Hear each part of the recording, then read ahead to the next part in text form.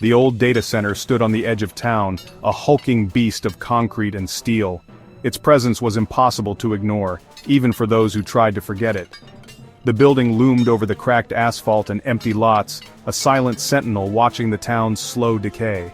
At night it seemed to absorb the darkness, growing even more imposing as if it fed on the shadows themselves. Locals called it the Silicon Sepulcher, a tomb for forgotten technology and, some whispered, for forgotten souls. The name stuck, passed from one generation to the next, whispered in the same breath as ghost stories and warnings to stay away. It was a place where the past lingered, heavy and unspoken, and where the future dared not tread. The building had been abandoned for over a decade, after a mysterious incident no one would discuss. Some said it was a fire, others a data breach, but the truth was always just out of reach, hidden behind rumors and silence. The official story faded quickly, replaced by speculation and fear. The windows were like vacant eyes, boarded up and blind, weeds choking the parking lot. Nature had begun to reclaim the place, vines crawling up the walls, grass pushing through the cracks. The building seemed to resist, holding on to its secrets with every rusted bolt and shattered pane. On the darkest nights people swore they saw faint flickering lights behind the shattered panes. Some claimed to hear the whir of fans or the click of relays, as if the machines inside were trying to wake from a long sleep. The lights would pulse, blue and green, like the heartbeat of something not quite dead. A soft electronic hum sometimes vibrated in your teeth if you stood too close. It was a sensation you couldn't quite explain, a low frequency that seemed to come from the ground itself. Some said it was just the wind, or the distant highway, but others felt it was the building's way of reminding you it was still alive. Most dismissed it as tricks of the moonlight or the wind, but we all knew better. There was an unspoken agreement in town. You didn't go near the sepulcher after dark. Even the bravest kids dared each other only in daylight, and even then, they never stayed long. The place had a pulse, a cold, digital heartbeat that throbbed in the dead of night. It was as if the servers, long disconnected from the world, still remembered their purpose. The lights would flicker in patterns, sometimes in sync, sometimes erratic, like a message no one could decode. Old Man Hemlock, the last groundskeeper, told stories of servers booting up on their own, garbled messages on dead screens and digital echoes, voices trapped in corrupted code. He'd sit by the fire in the local bar, his eyes distant, and describe how he'd hear keyboards clacking in the empty halls, or see ghostly figures reflected in the glass. Some laughed, but others listened, remembering the strange things they'd seen themselves. He claimed the building itself was the ghost, remembering everyone who'd ever stepped inside. Every footstep, every whispered conversation, every secret keystroke, etched into its memory, replayed on endless loop.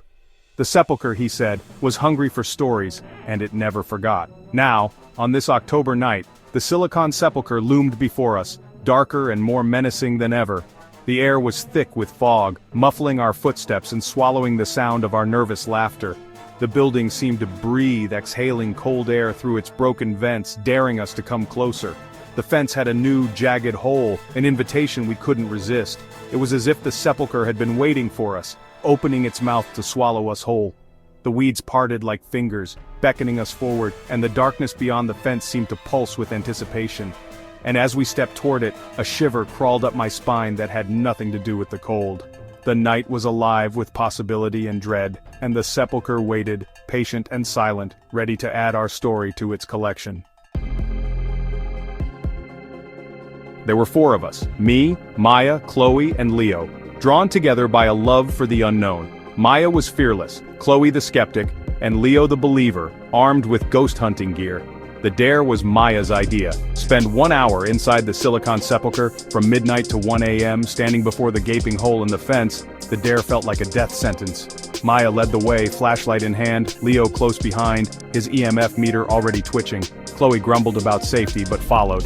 I hesitated, heart pounding, then squeezed through after them. The air inside the fence was colder, heavier, the hum louder, a sound that didn't belong in a powerless place. Leo's EMF meter jumped into the red. Chloe tried to explain it away, but her voice wavered. We were in. The gate had closed behind us. There was no turning back. The main entrance was chained shut, the heavy links glinting in the moonlight, daring us to turn back. The silence outside was almost as thick as the darkness waiting within, broken only by the distant hum of the city far behind us. So we slipped through a side door into darkness thick as velvet, the air stale and heavy, swallowing the sound of our footsteps as we crossed the threshold. Our flashlights barely pierced the gloom of the dust-choked reception area. Every surface was coated in years of neglect, and the air was thick with the scent of mold and old paper. Shadows clung to the corners, shifting as we moved.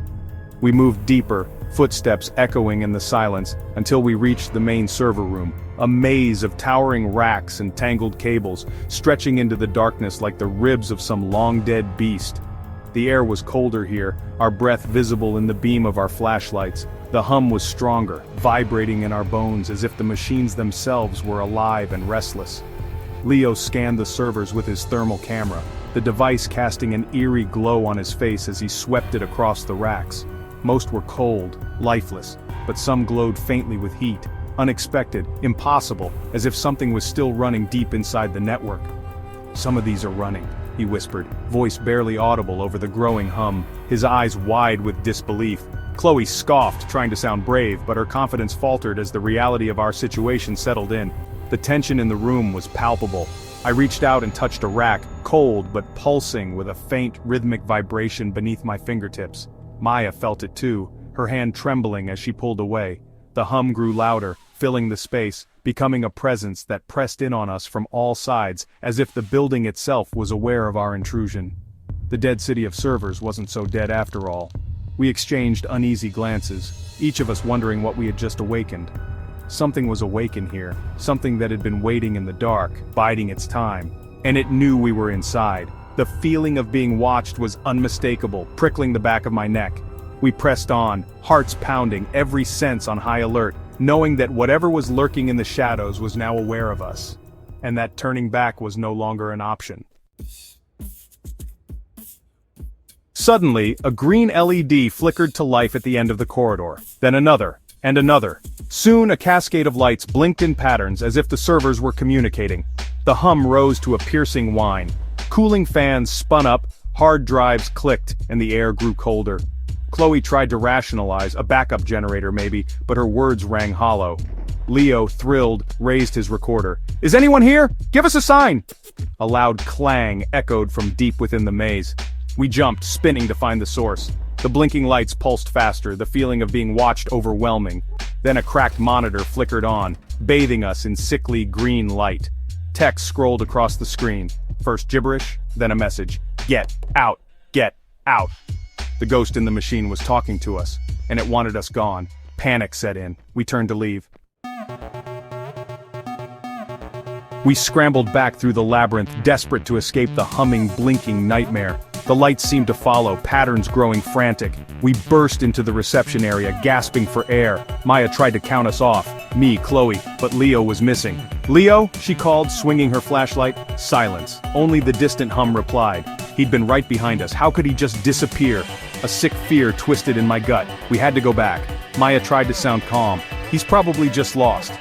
But we all knew it was worse. Leo wouldn't have just gotten lost. He wanted to communicate with whatever was here. Maybe he stayed behind, or maybe something kept him. We plunged back into the server room, calling for Leo.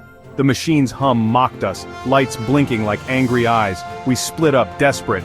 As I moved deeper, crash cart screens flickered to life, showing glitching images, a screaming face, a hand pressing from inside, and a message pieced from corrupted files. "Help me, trapped!" Was it Leo, or something else? Chloe screamed. I ran to her. She pointed at a monitor showing a grainy security feed, Leo standing motionless at the end of a corridor. "Leo!" I yelled at the screen. He didn't move, but a shadow detached from the wall, gliding toward him. The shadow enveloped Leo, merging with him. The screen went black. New text appeared. "He is one of us now." Terror broke our paralysis, shattering the silence that had gripped us for what felt like an eternity. The air was thick with dread, every shadow threatening to swallow us whole. "Maya, we have to go!" I screamed, my voice echoing off the concrete as I grabbed Chloe's trembling hand and pulled her after me, our footsteps pounding in frantic rhythm. We found Maya frozen in front of a glowing monitor. A blueprint of the data center flickered on the screen, a single red dot pulsing in the mainframe core like a heartbeat in the darkness. We all knew what that meant. Leo was there, alone, somewhere deep inside the labyrinth of wires and steel. But the truth hit us like a wave, we couldn't save him. The distance between us and the core was now insurmountable. Suddenly the building roared to life, emergency lights strobing wildly, and a metallic scraping noise echoed through the halls, growing louder with every second. Cold, malevolent energy pressed in from all sides, making the air feel electric and suffocating. It was as if the building itself wanted us gone. If we didn't leave now, we'd be next, trapped, lost, or worse. Our only thought was escape. "He's gone, Maya!" Chloe sobbed, her voice breaking as tears streamed down her face, the weight of our loss settling in. We ran, stumbling through the chaos, the strobing lights disorienting us, the relentless scraping sound chasing us like a nightmare we couldn't wake from. I didn't dare look back, terrified of what might be following, afraid that if I did, I'd never be able to look away. We burst out the side door, stumbling into the cold night, gasping for air, as if we'd just surfaced from deep underwater. We didn't stop running until we reached the empty road, turning to stare at the silent, looming monolith that had nearly claimed us. The lights inside were out. The hum of machines was gone, replaced by an unnatural, heavy silence. The Silicon Sepulcher was quiet again, its secrets sealed away behind concrete and steel. But we knew what we'd left behind in those haunted halls. Fear, loss, and the memory of a friend we couldn't save. And we knew, with a hollow certainty, that Leo was truly gone. The next days blurred with police interviews and worried parents. "We lied," said Leo ran into the woods. No one would believe the truth. Search parties found nothing. Leo had vanished. Only we knew he'd been absorbed. Life didn't return to normal. The fear followed us home. I saw flickers on my TV, shadows in the hallway, heard the faint hum everywhere. The three of us never spoke of that night, but the trauma lingered. Chloe now sleeps with a nightlight, her laptop camera taped over. Maya rarely leaves home after dark. The world feels thinner, the barrier between our world and the digital one worn down. Last night my computer froze, the screen went black, my heart stopped, then green text flickered to life.